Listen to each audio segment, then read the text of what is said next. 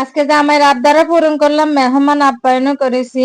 হ্যাঁ, so hello everyone, আসসালামু আলাইকুম। সবাই কেমন আছেন? Welcome to my another blog. তো চলে আসছি আর একটা ভিডিও নিয়ে আপনাদের মাঝে। এটা হচ্ছে শুক্রবারের ভিডিও। সবাইকে জুম্মা মোবারক। চলে আসছি এই যে।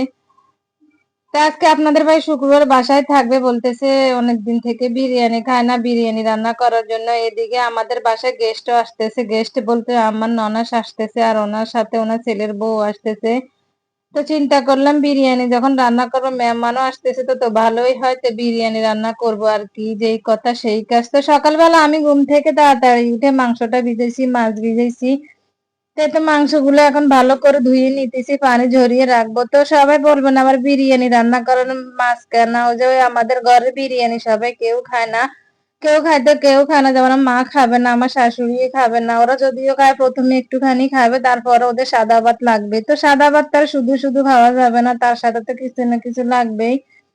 তো এই যে ফিশ ফ্রাই করবো, সাথে মুরগিও রান্না করবো ঝাল ঝাল করে। মুরগিটা এখনো আনা হয় না। এই যে সকালবেলা আপনাদের ভাইয়াকে নিচে পাঠাইছি মুরগি আনতে। আর বিরিয়ানি যেহেতু রান্না করবো, বিরিয়ানি রান্না করতে যে মশলাপাতি লাগে এগুলা শেষ হয়ে গেছে, এগুলা আনার জন্য আমি নিচে পাঠাইছি।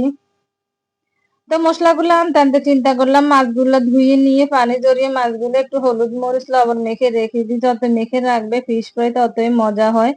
তো এই যে আমার মাছটা ধোয়া হয়ে গেছে, পানি ঝরিয়ে নিয়েছি। এখন আমি মাছটা ভালো করে মেখে এটা রেখে দিব, তাহলে ভিতরে লবণ মরিচ ভালো করে ঢুকে খেতেও ভালো লাগে। তো আর কি, বিরিয়ানি রান্না করার জন্য তো আমি মাংসটা ধুয়ে ভালো করে পানি ঝরাতে রেখে দিয়েছি। আর এখনো নিচে থেকে আপনাদের ভাইয়া আসে নাই।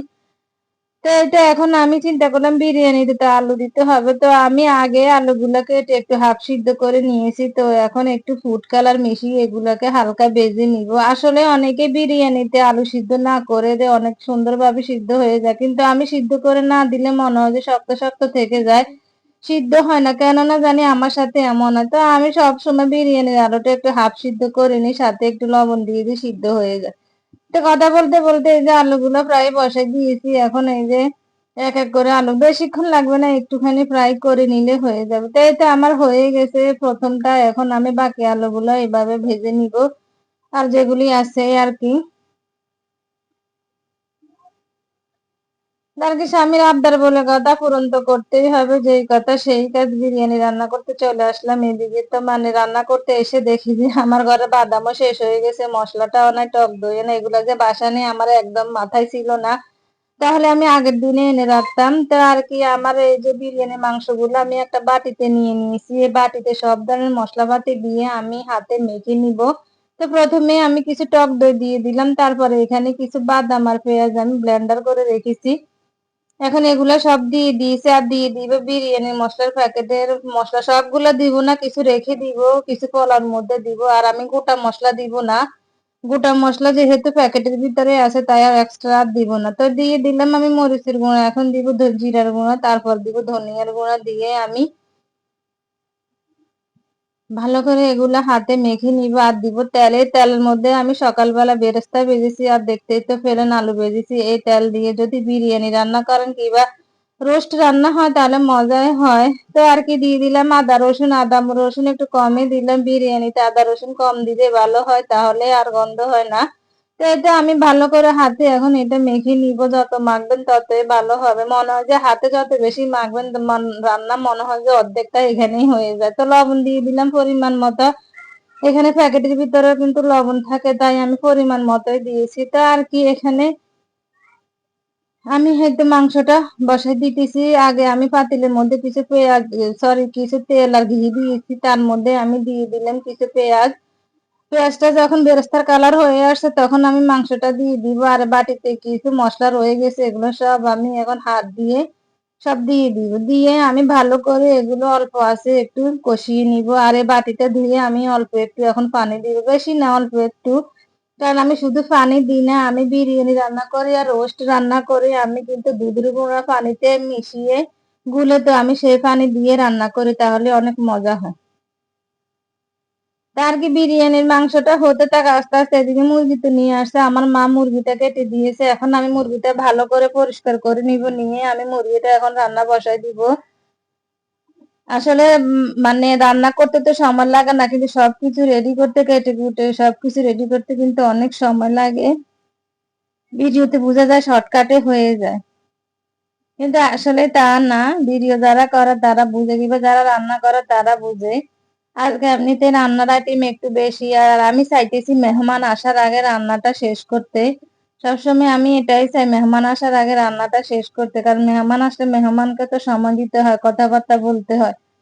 তার আগে আমি মুরগিটা এদিকে বসাই দিতেছি, আর ওইদিকে মাংসটা হচ্ছে আস্তে আস্তে। আমি আগুন আস্তে আস্তে দিয়ে রেখেছি। এখানে আমি তো দিয়ে মুরগি যেভাবে বসান সবাই সব ধরনের মশলা পাতি, এই যে হলুদ গুঁড়া, মরিচের গুঁড়া, আদা রসুন পেঁয়াজ, জিরার গুঁড়া, গরম মশলার গুঁড়া। আমি গরম মশলার গুঁড়া দিলে আর গোটাটা ইউজ করি না, গোটাটা দিলে বাচ্চারা খেতে চায় না, দাঁতের নিচে পড়ে, ওরা অনেক চিল্লাচিল্লি করে। তো আর কি, এখন আমি মুরগিটা বসাই দিব।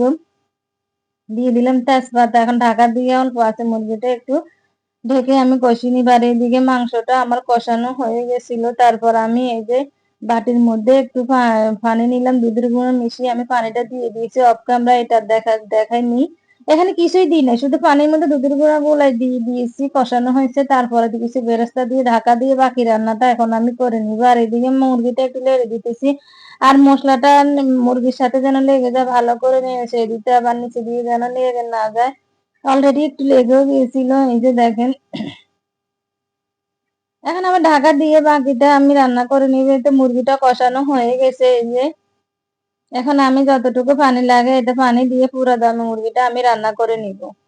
আসলে কক মুরগি, ছোট মুরগি তো বেশিক্ষণ সময় লাগে না রান্না করতে, এগুলো কষানোর মধ্যে রান্না হয়ে যায়। তো এদিকে আমার বিরিয়ানির মাংসটা রান্না হয়ে গেছে। এই তো দেখেন বিরিয়ানির মানে মাংসটা রান্না হয়েছে, বিরিয়ানিটা আর একটু পরে করবো। এর মাঝে আমি ফিশটা ফ্রাই করিনি। বিরিয়ানিটা একদম লাস্টে আমি করে দমে দিয়ে আমরা মানে চলে যাব। আজকে যেহেতু শুক্রবার, সবাই নামাজে যাবে, গোসল করবে, মানে সবার একটু তাড়াহুড়ো থাকেই। তো এই যে আমি ফিশটা প্রায় বসাই দিয়েছি। হ্যাঁ, এটা আসলে ফিশ ফ্রাইটা অনেক মজা হয়েছে, অনেক ক্রিস্পি হয়েছে। মানে এভাবে আমার বাচ্চারা খেতে অনেক ভালোবাসে আর কি। তারপর আজকে খায় নাই, আজকে বিরিয়ানি দেখে ওরা মানে অনেক খুশি, আর কিছুই খাবে না। ওদের আসলে চিকেন ও বিরিয়ানির মাংসতে একটা আইটেম হলে হয়ে যায়। তা আমি তো অত আইটেম করিও না, কিন্তু গেস্ট আসলে এতটা আইটেম করতে হয় গেস্টের জন্য, এটাই স্বাভাবিক। তো আমার এতে ফিশটা প্রায় হয়ে গেছে। এখন এগুলো উঠাই নিব, উঠাই নিয়ে বাকি মাছটা আমি ফ্রাই করে নিব। আসলে ভিডিওতে যেভাবে দেখাচ্ছি স্পিডে কাজ করতেছি, এটা যদি বাস্তবে করা যেত তাহলে চিন্তা করেন দিনের মধ্যে কতবার রান্না যে করা হতো। তো এদিকে দেখেন মুরগিটা আমার রান্না হয়ে গেছে, এই যে হালকা ঝোল রেখে নামাবো। আসলে মুরগি মাছ রান্না করছে ভালোই হয়েছে। অনেকে বিরিয়ানি প্রথমে একটুখানি খেয়েছে আর খায় নাই, পরে আবার সাদা ভাত চাইছে, আমি সাদা ভাত রান্না করছি। আসলে ভালোই হয়েছে। আপনাদের ভাইও প্রথমে বিরিয়ানি খেয়ে পরে আবার ভাত নিয়েছে। তো আমার এদিকে পিস গুলো সব প্রায় হয়ে গেছে। এখন আমি পেঁয়াজ দিয়ে দিয়েছি, পেঁয়াজ গুলো নরম হওয়ার জন্য অপেক্ষা করব।